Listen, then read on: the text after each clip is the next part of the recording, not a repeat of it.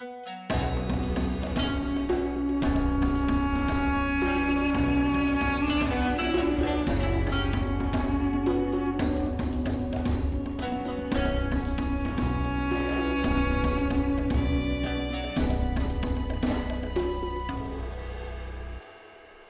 gamers, this is Liz Davidson from Beyond Solitaire, and this week on the pod, we're going to be reviewing Land and Freedom, published by Blue Panther Games and designed by Alex Knight.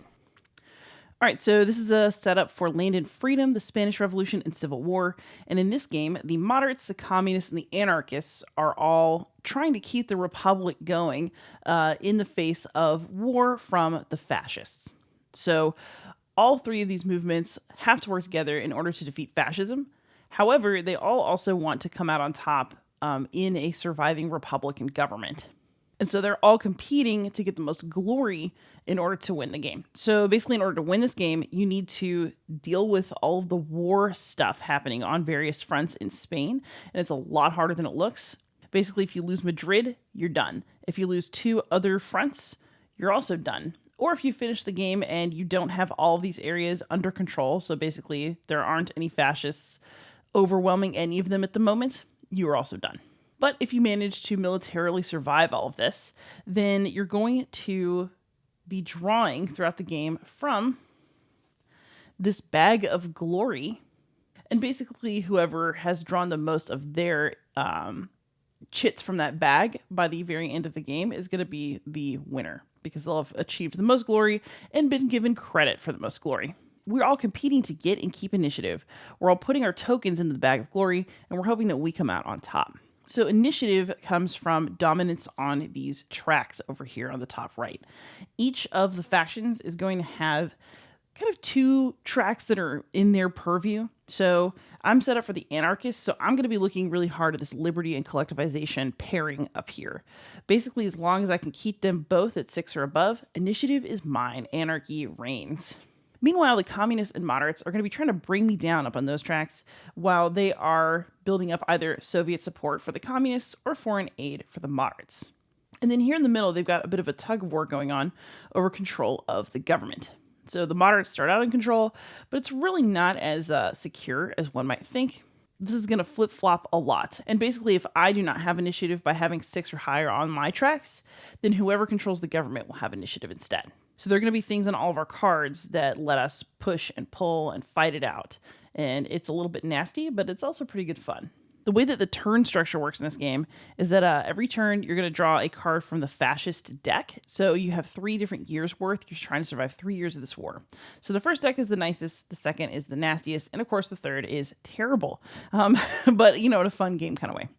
But basically you flip one of these cards at the beginning of each turn, and it's going to tell you where you're going to put opposing forces. So the front closest to the feet, or Madrid.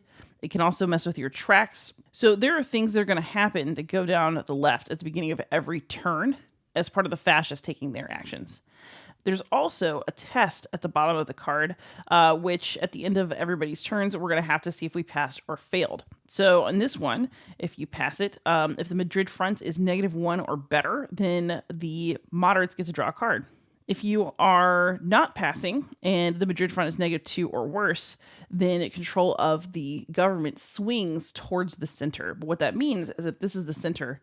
A move towards the center can cross the center line. So, with this test, maybe nobody wants the moderates to draw a card, because why would we help them? But it's also possible that the communists actively want this test to fail, because right now the government is close to the center but in moderate control. If it moves towards the center, it'll actually bump over to the communist side and they'll take initiative. So this game creates like a wild little semi-cooperative experience, because there are situations where maybe you don't want everything to go really well, or maybe you need to put something into your tracks and get initiative, and that means that you can't put as much energy into the actual war effort. And balancing all of that is what makes the game really challenging. It's hard to get to a point where anybody wins other than the fascists, because those tensions are so high and because people are so tempted to be selfish. At the same time, this game does try to prevent that kind of like, oh, forget it, I'm not going to win, so nobody should win phenomenon by having this bag of glory, because you don't really know who's going to win as long as you manage to get some chits in here. And everybody starts with 1. You're going to get something. The other thing that makes this game interesting is the way that your cards play if you're a human player. So at the beginning of each year, you draw a hand of cards. So I would start with 5 of them. And sadly, I didn't get very many action points on these cards, but that would mean that my better cards are still hiding in the deck. But essentially, on each turn, each of the players chooses a card they want to play. And then at the moment of their turn, they can choose to play it one of 2 ways. You can either play it for the event that's in the middle of the card, but this means that you trash the card. And without something special from elsewhere in your deck, you're not getting it back. So you can take a one-time more powerful action, and you do the things on the card from top to bottom. Or you can choose to play the card to your tableau over here for some action points, and then for possible bonuses down the side of the card. So this has a number 1 on it. So if I played this, I could do one thing to like one of these tracks, or to, one of the fronts. I could add a little bit of support. It's not a ton of power, but if the morale bonus happens to be turned on, so these bonuses can turn off and on. If the morale bonus is turned on, then in addition to the 1 action point that I had, I'm able to activate one of the bonuses down the side of the card. So I could add an extra troop to a front. I could mess with Soviet support because that's funny to me, or I could draw a card. And then as your tableau grows, it gets a little bit more powerful. So let's say I want to play another little 1 value card. I could do something with my action point, and this time with the morale bonuses on, if I activate my little helmet to indicate support to one of the fronts, I can actually do it twice because that symbol exists on this card, but it's also on the first one that I played in the tableau. So as you grow that tableau, you can take increasingly powerful actions if you plan it right. That said, at the end of each year, you do have to clear out a lot of the cards that you have in your hand in your tableau. So, don't get too dependent on any one year's situation, because things will change from year to year. And then there are the non-players. And so these are basically bots, but they act in very simple ways. Basically, as long as you know the game, then the solo is not bad. It might be a little bit hard to learn it all from the ground up, but that's a different story. So basically with the non-player bots, instead of having a hand of cards that you have to manage, or having a tableau that you have to deal with, or any of that, basically with them, you just flip a card and you play the event. And then there are little priorities that are listed over here telling you how to decide what that bot is going to do. So since everything's all stacked over here, I'll show you the non-player anarchist side. So here you'll play an event, and it's going to tell you how to handle your event and like what things to prioritize and what to do. One thing it's going to tell you is instead of drawing cards, you gain an equal number of hero points, which is one other thing I want to talk about in a moment. If it has a front bonus, if it's +1 strength to a front, it's going to tell you how to do that. If it is going to go for medallions, so if you max out one of these tracks, you get one of the medallions here in the middle. It's a reward. It's going to tell you kind of which one the bot might want and like how to use it. It'll tell you how to spend hero points, which I will show you shortly. And then it'll tell you how it prioritizes and what it's going to do, and its final bid for glory at the end of year 3. So basically you have a handy little guide to what the bot's motivations are, what it's going to do. But this also reminded me to talk about one more fun little mechanism in the game, which is hero points. So you earn these for fighting on various fronts, sometimes from your cards. There's just different ways to get hero points. And you spend them on a number of things on the board. So you can just spend 1 hero point to draw a card.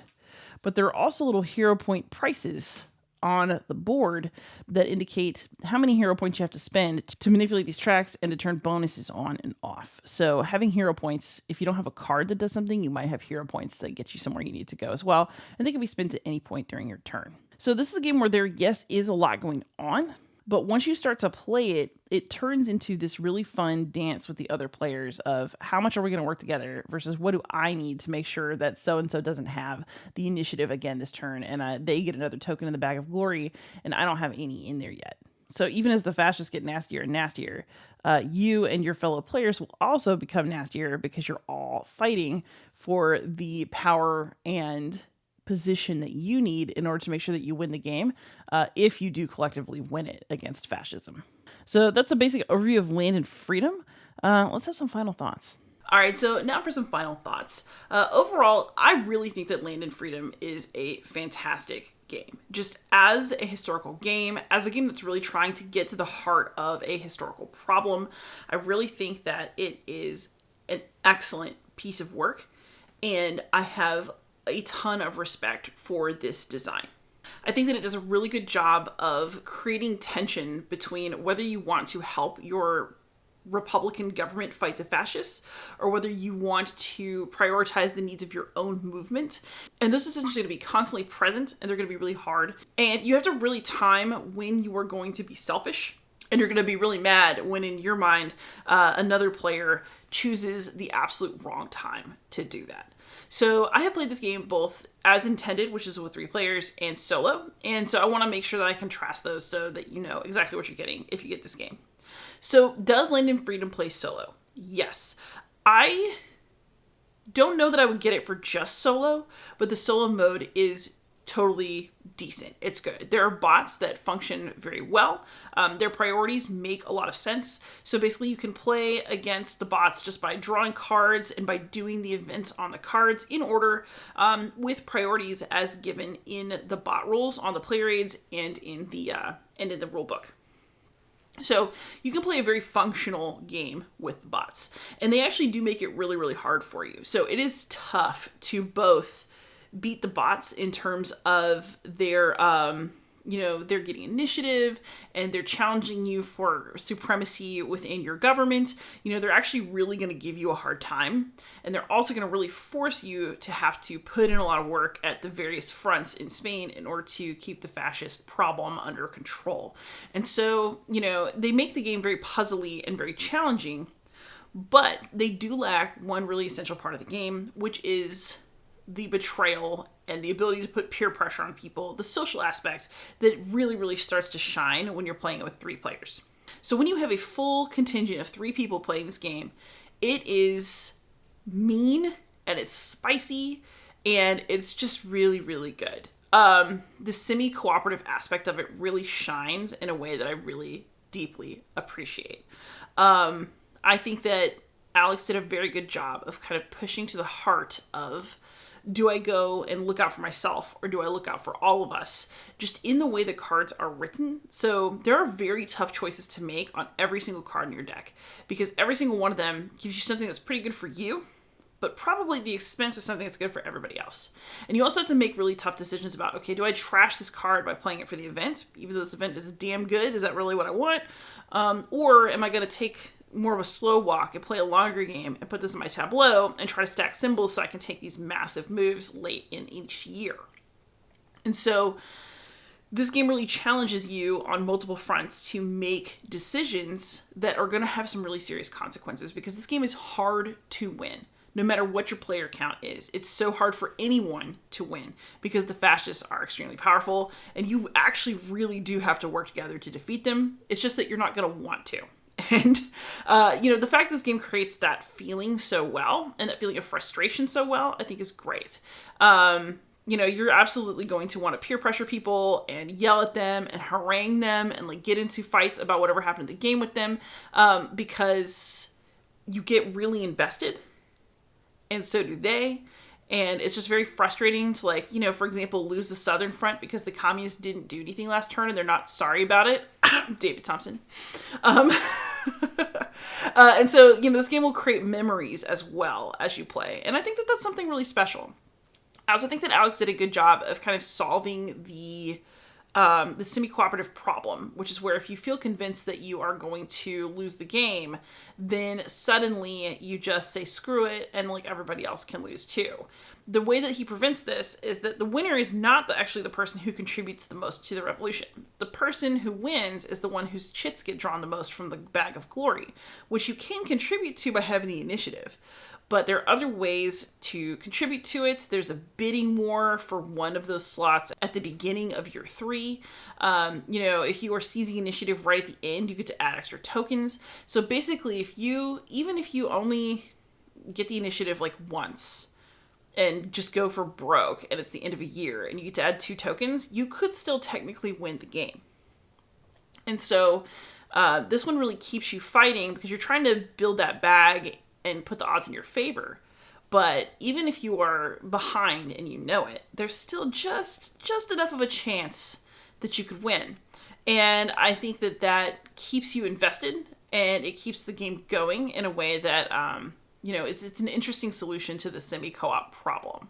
I can see you feeling a little cheated if you've really built the bag in your favor and you still don't win.